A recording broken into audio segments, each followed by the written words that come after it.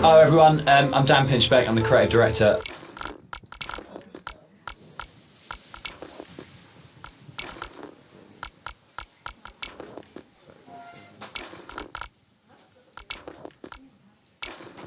of the Chinese Room, and this is the Dear Esther Developers Commentary.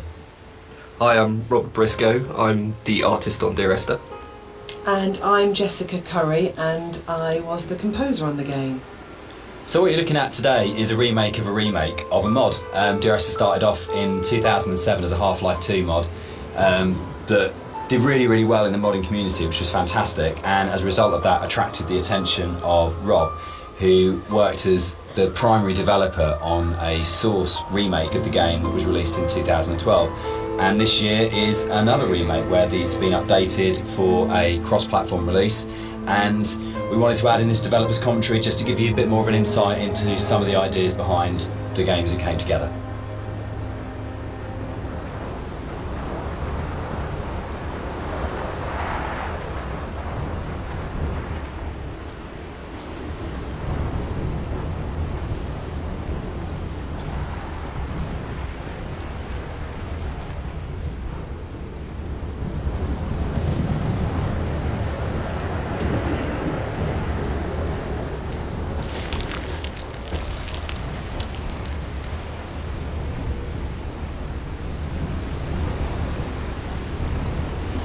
Part of the point about the whole game, I think, was this idea that rather than having a linear, straight-through version of the story, that we could have multiple story units for each place you were. And I was really interested in this idea of how you can open up that space that people can interpret.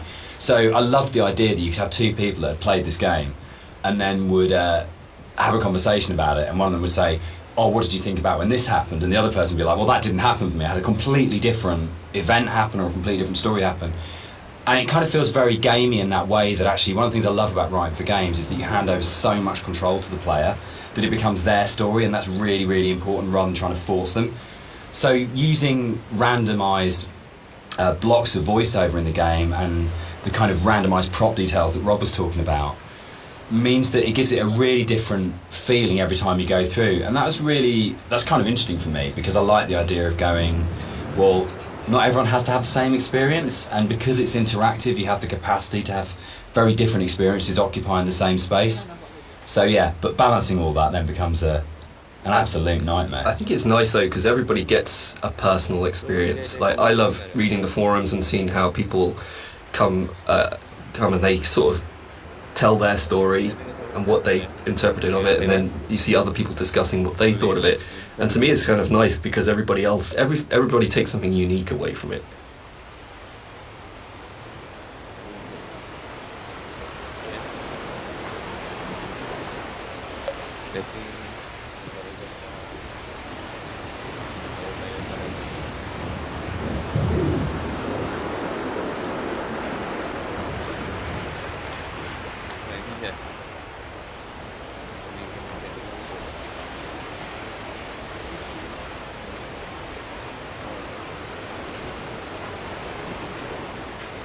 When I wrote the music for the mod of Dear Esther, there was absolutely no budget whatsoever for live players, so all the music was sampled.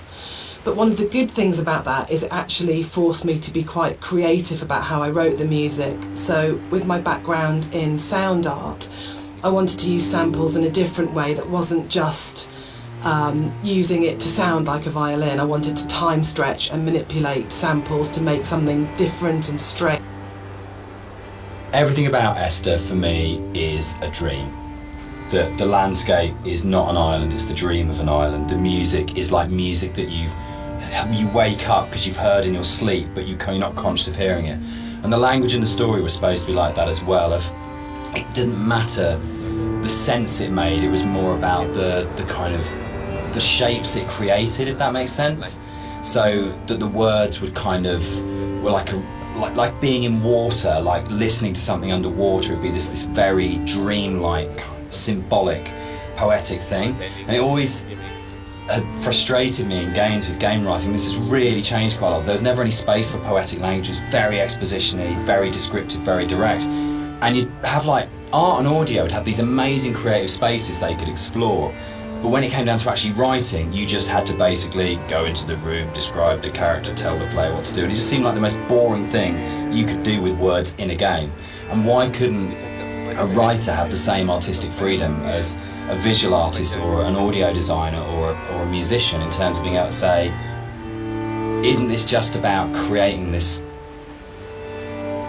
symbol on the beach, which is the golden ratio, it's one of the only things that's really left explicitly from the mod. In the original mod, there was an awful lot of more kind of symbols and kind of a much more kind of mystical, sort of magical element to the island. There was a lot of very weird stuff in there, and a lot of them came out of the commercial version because they felt like they were a little bit explicit. And instead, there's a lot more hidden kind of codes and symbols in there. There's still some stuff which you can only actually see or experience if you are not playing the game, if you're looking at it from editor. We had in the original mods things like trees planted to mirror the shape of the M5, or there's a whole bunch of things that are there to represent star clusters and all kinds of things like that. And we'll probably talk a bit more about kind of like hidden details and the secrets in the game as we go through. But that was really interesting for us in terms of the design of it, of going, you've got your kind of your conscious, explicit play experience, but games are always constantly manipulating your mood and your feelings and the decisions you're making. And so really trying to create a space that had all of these kind of subliminals in it was a really interesting thing that we wanted to do, both with the original and now. So something I wanted to do as an artist was create some kind of reward for the player when they explore the island. There are some areas of the game where it's a little bit more quieter, there's no music or there's no voiceovers. So I kind of wanted to create a bit of an incentive for people to explore. And you'll find around the island that these kind of like random scattered items that are usually slightly out of place from the environment themselves, but in another aspect they actually bring a little bit of story to the island itself, usually to the island or to the actual protagonists or you know, the characters that surround it. So you'll find around the island these little props and stuff. Just keep your eye out for it if you're exploring.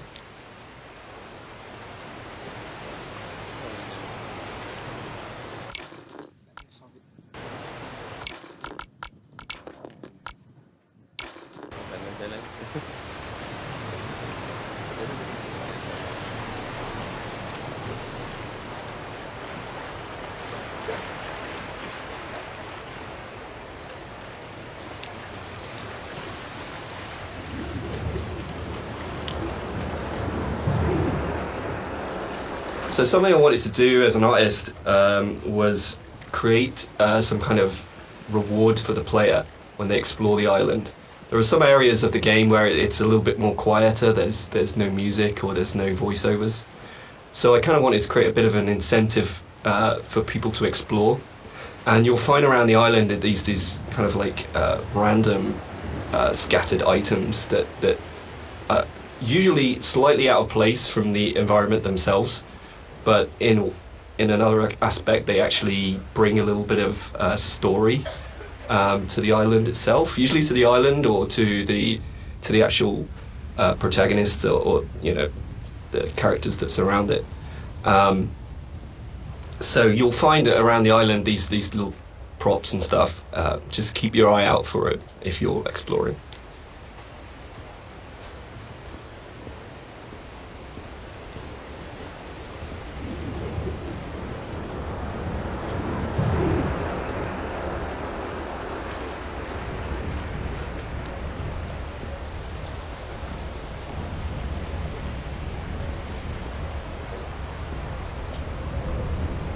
So people have asked why the Dear Esther's set on a Hebridean island. What's really interesting about this is it's one of those times when your kind of aspirations as an artist and the practical realities kind of dovetail. We knew that we had to have some way of limiting the player from disappearing off the play space, and when we made the original it was a mod, and because it was a Half-Life 2 mod, you kind of had Eastern European city, spaceship, or blasted desolate landscape. We had three options if you didn't want to start making any other assets. So it started off with these practical constraints, and we don't want to set it on a... One of the things you're always trying to do as a composer is create memorable themes. And a slight confession is that probably the most memorable theme, which is Remember in Dear Esther, wasn't actually created for the game. Rob's looking shocked. So it was actually from a piece of choral music that I'd written years before, based on a Christina Rossetti poem called Remember. And one of the things I was talking about earlier was how I didn't have any budget. So I had this piece of choral music, and I thought, hang on, this is absolutely perfect for Esther, but I don't want to use all of it. So the only bit that you actually get in the game is the first line of the choral piece of music. But that actually went on to form the main theme of the music that I wrote. And I think for me it's really interesting about how things that you've written earlier, years before, sometimes come in really, really useful and fit. So I always tell people and students not to despair if something doesn't get used or doesn't work at the time, because actually there'll come a place or in a time where you think, hang on a minute, I've got something that fits. So in terms of that memorable theme, the Remember theme gets used in multitude of different ways during the game. And one of the things it does is helps you to identify the kind of psychic place that you're in the game. So the theme is played in lots of different ways, and actually you'll notice that as you go through the game, it becomes more and more broken and more manipulated. White Lines. Yeah. They actually did this. It was really cool. I found this historical document. They used to do this on Bora and the Hebrides. If their disease broke out, Really? they'd actually chip out and expose the chalk. So if you're on a boat and you're coming to the island, you know not to land because it was infectious, which is the coolest, most amazing. It's one of those things where you go, it's almost impossible as a writer to come up with something as cool as that. It just has to be something that was actually done. And it's so sad as well. And I love this bit and the fact that we can do it because it feels really real because it references a real thing. And I don't know, there's something really special about that. But it was always one of those bits in the game that I thought, we've got to be able to represent this somehow. We have to be able to get these things in here. Yeah, I mean, that's really interesting. I actually didn't know that was actually based historically in real life, but that's really cool. Because I mean, my thing about the White Lines is that it was this completely surreal thing, but also it was kind of it just added to the landscape. It's like, whoa, what the hell is that? And putting that into the game was kind of challenging because to me it just seemed like, oh, it's going to be really hard to pull off. In a way that's kind of realistic, but then when you look at the kind of art style of the game, it's not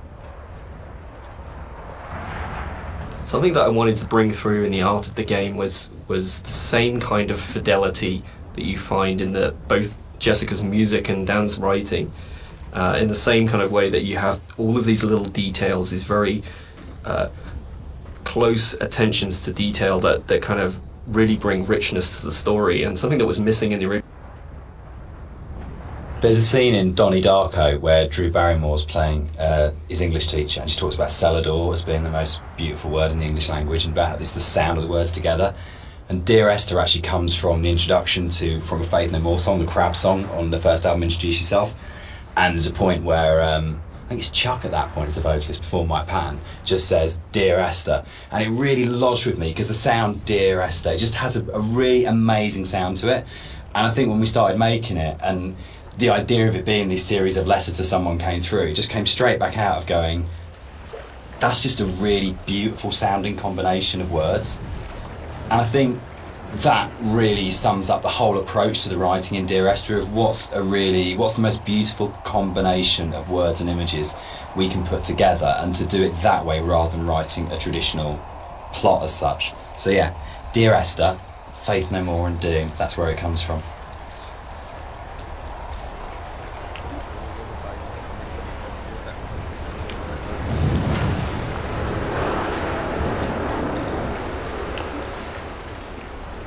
I think the central question to the entire experience, for most people that have played it or are talking about it, is this idea of, is the island real?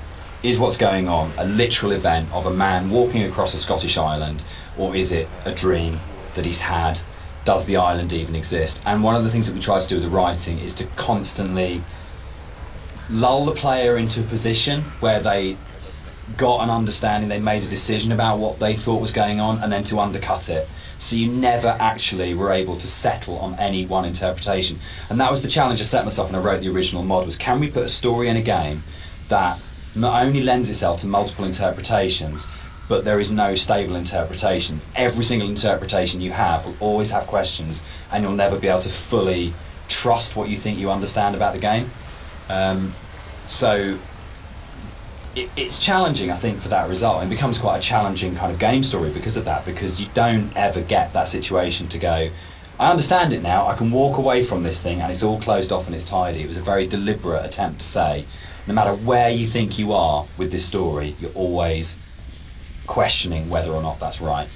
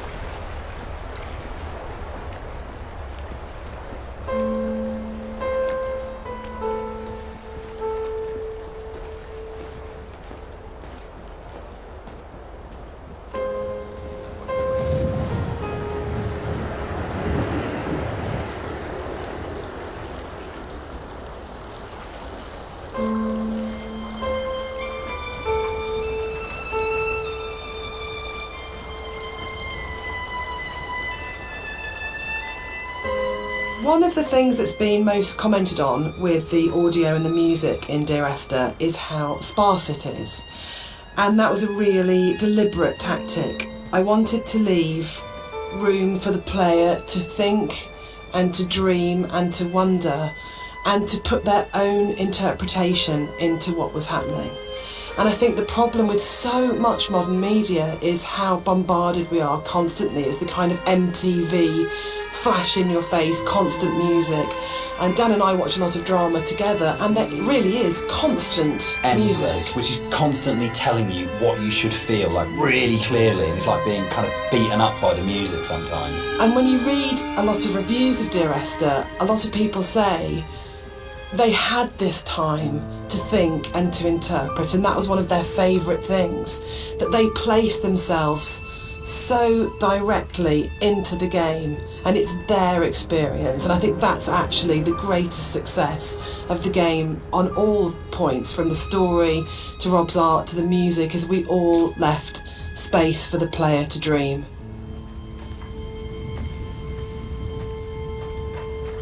So there's a lot of places in the game where you see a lot of strange things, and this is very deliberate.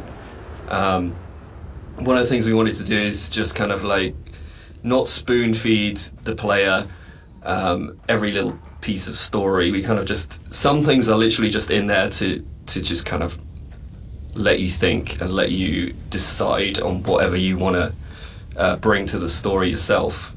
So it's kind of like I approached it like an impressionist painting, where you've got like this kind of very vague outline of things, but if you stare at it enough, you can kind of like fill in the spaces, and kind of the image comes together on its own. So a lot of these kind of strange pieces of geography and stuff, that's really kind of deliberate in some ways, just to kind of keep the player's mind open and kind of bring their own interpretations of the story through that.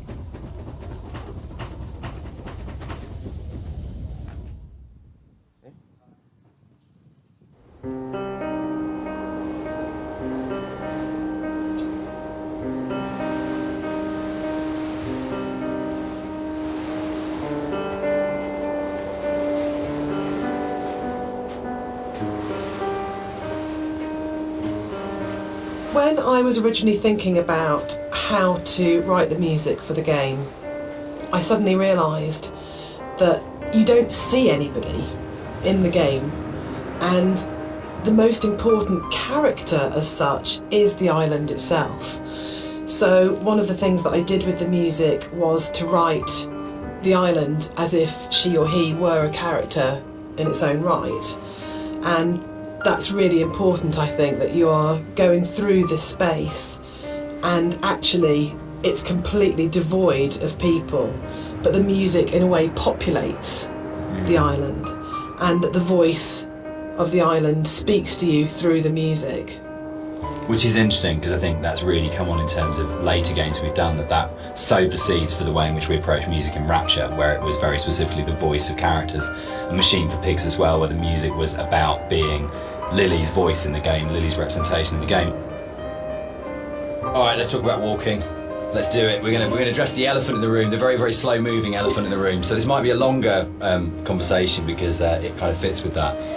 So Esther was the first of the what are now called walking simulators, and it was really interesting that for us it didn't feel that weird to have a game that was slower than normal, where actually there was lots of time to just walk around and think and look at things.